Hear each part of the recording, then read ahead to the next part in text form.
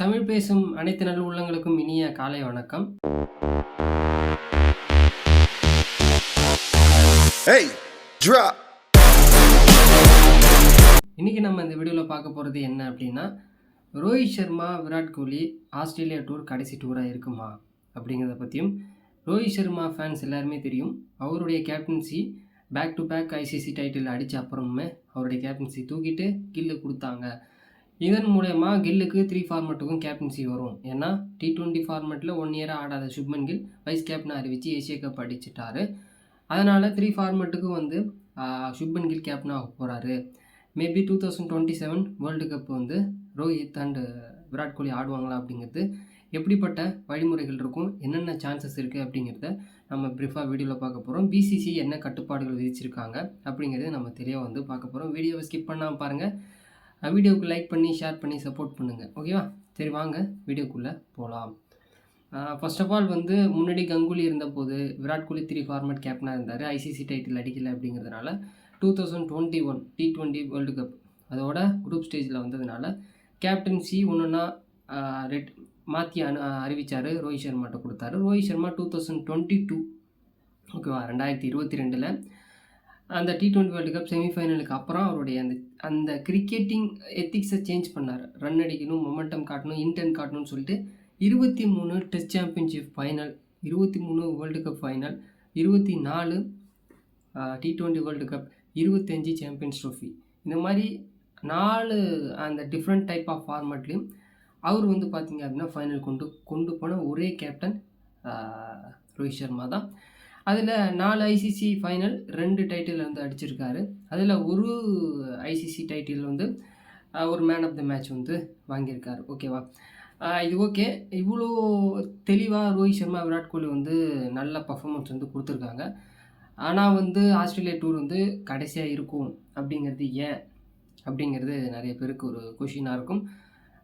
உங்களுக்கு எக்ஸாம்பிளே சொல்லணும் அப்படின்னா, உங்களுக்கு ஒரு 20 வயசு ஆகுது அப்படின்னு வச்சுக்கோங்களேன். 20 வயசு நீங்கள் காலேஜ் படிக்கிறீங்க. இதே நீங்கள் 30 வயசில் எப்படி இருப்பீங்க? உங்களுடைய உடல் 20 வயசுக்கும் 30 வயசுக்கும் டிஃப்ரெண்ட் கண்டிப்பாக இருக்கும். அப்படி இருக்கும்பொழுது உங்களுக்கு ஒரே சேம் அந்த எனர்ஜி, ரன்னிங்ஸு, ஹெல்த்து அண்டு உடல் அந்த உடல் ஷேப்ஸ் எல்லாமே ஒரே மாதிரி இருக்குமா அப்படிங்கிறது கிடையாது. அப்போது உங்களுக்கு அந்த சேஞ்சஸ் நிறைய வரும். இப்போது 2023 வேர்ல்டு கப்பில் ஆடின விராட் கோலி, ரோஹித் சர்மாவோடைய அந்த பர்ஃபார்மன்ஸு 27 இருக்குமா அப்படிங்கிறது தெரியாது. ஏன்னா 36 வயசில் அவங்க 2 பேருமே ஆனாங்க. மேபி ஒரு வயசு சின்னதாக பெருசாக இருந்தாலும் ஓகே, நான் எக்ஸாம்பிளுக்கு சொல்கிறேன். இப்போ 40 வயசு கிட்டத்தட்ட ஆகிடும். அப்போது உங்களுக்கு 40 வயசு ஆகும்பொழுது அந்த மொமெண்டத்தோடு உங்களால் ப்ளே பண்ண முடியுமா அப்படிங்கிறது தெரியாது. நான் ரோஹித் ஃபேனும் கிடையாது, விராட் கோலி ஃபேனும் கிடையாது. கிரிக்கெட்டோட ரியாலிட்டி, ரோஹித் சர்மா ஃபேன்ஸு ரொம்ப ஒரு தீவிர ஃபேன்ஸ் இருக்கிறவங்களுக்கு கொஞ்சம் வருத்தமாக தான் இருக்கும்னு நான் சொல்கிறது. ஓகேவா? ஓகே, அந்த 4 வருஷத்துக்கு ஒரு முறை நடக்கக்கூடிய அந்த வேர்ல்டு கப்பில் நான் திருப்பி ஆடுவேன் அப்படின்னு சொல்லி ரோஹித் சர்மா ஒரு முற்றுப்புள்ளி வச்சார் சாம்பியன்ஸ் ட்ரோஃபியில். அதில் கேப்டன்சி வந்து இப்போது ஆஸ்திரேலியா டூர்லேருந்து எடுத்து கில்லு கொடுத்துட்டாங்க. ஓகேவா? ஏன்னா ரியாலிட்டியை புரிஞ்சுக்கணும். இப்போது சாம்பியன்ஸ் ட்ரோஃபி ஆடினார் 2025, அதுக்கப்புறம் ஐபிஎல் ஆடினாங்க 2 பேரும், விராட் கோலி, ரோஹித் சர்மா. அதுக்கப்புறம் இப்போது ஆஸ்திரேலியா டூர் தான் ஆடுறாங்க. கிட்டத்தட்ட ஒரு 4-5 மாதம் கேப் விட்டு தான் ஆடுறாங்க.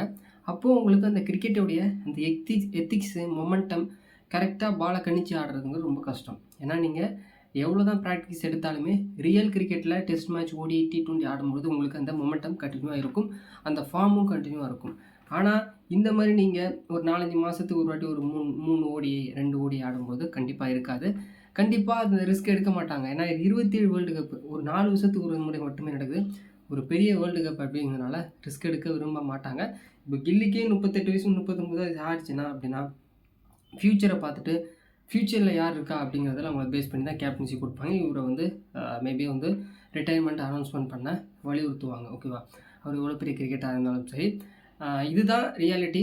ஏன்னா அந்த ஸ்டேஜில் உங்களுக்கு கண்டினியூவாக கிரிக்கெட் ப்ளே பண்ணும்போது தான் உங்களுக்கு இப்போது முயற்சி செஞ்சுட்டே இருக்கணும், கண்டினியூவாக அந்த மொமெண்டம் அண்டு அதில் நாம் வந்து புத்தி கரெக்டாக வந்து செயல்பட்டால் தான் அதில் வெற்றி அடைய முடியுங்கிறது நிறைய ஒரு கவிதைகள், பழமொழிகள்லாம் இருக்குது. ஓகேவா? கிட்டத்தட்ட ஒரு 1 இயர் ஆக போகுது, 1 இயர் ஒரு 9 மந்த் ஆக போகுது. மேபி சாம்பியன்ஸ் ட்ரோஃபி, அதுக்கப்புறம் இப்போது ODI ஆடுறாங்க, T20 கூட விட்டுருங்க ஐபிஎல்ல. ஓகே, அவ்வளோ டிஸ்டன்ஸ் இருக்கும்பொழுது உங்களுக்கு அந்த கரெக்டான அந்த ஃபார்ம் இருக்குமா அப்படிங்கிறது தெரியாது. இந்த 3 ODI சீரீஸில் நல்லா ஆடினா மேபி அடுத்த சீரீஸில் வாய்ப்பு கிடைக்கும் ரோஹித் சர்மா, விராட் கோலிக்கு. அது மட்டும் இல்லாமல் பிசிசி தரப்புலேருந்து ஒன்று சொல்லியிருக்காங்க, நீங்கள் வந்து இது ஆடணும், விஜய் ஹசாரே ட்ரோஃபி, ஓடி அந்த இதெல்லாம் ஆடணும். ஆடின அப்புறம் உங்களுக்கு அந்த ஃபார்ம் எல்லாமே கரெக்டாக இருக்கான்னு பார்ப்பாங்க அப்படிங்கிற மாதிரி சொல்லியிருக்காங்க. ஐ திங்க் வந்து 2 பேருமே வந்து மேபி வந்து கொஞ்சம் ஏஜ் ஃபேக்டர் தான். ஃப்யூச்சரை நினச்சி கண்டிப்பாக போகலாம் இந்தியன் கிரிக்கெட் டீம். 3 ஃபார்மெட்டுக்கும் சுப்மன் கில் தான் கேப்டனாக இருப்பார். இப்போ என்ன 26 ஆகுதா, மேபி ஒரு 26, 36 ஒரு 10 இயர்ஸ் 2025 to 35 வரைக்கும் கில் இருக்கலாம். மேபி ஃபார்ம் டிப் ஆகிறது, ஃபார்ம் அவுட்டில் ஆகிட்டார் அப்படின்னா மேபி ஒரு 3 to 4 இயர்ஸ்க்கே கேப்டன்சி அண்டு மேபி வந்து கொஞ்சம் டீமில் இடம் கிடைக்கிறது கூட கொஞ்சம் கஷ்டம். ஏன்னா கேஎல் ராகுல் அப்படி தான் பார்த்தாங்க. அஜிங்கியா ரஹானே கொஞ்சம் நல்லா ஆடினாரு, கொஞ்சம் ஃபார்ம் டிப் ஆனோடனே கொஞ்சம் கொஞ்சமாக விளக்க வச்சாங்க.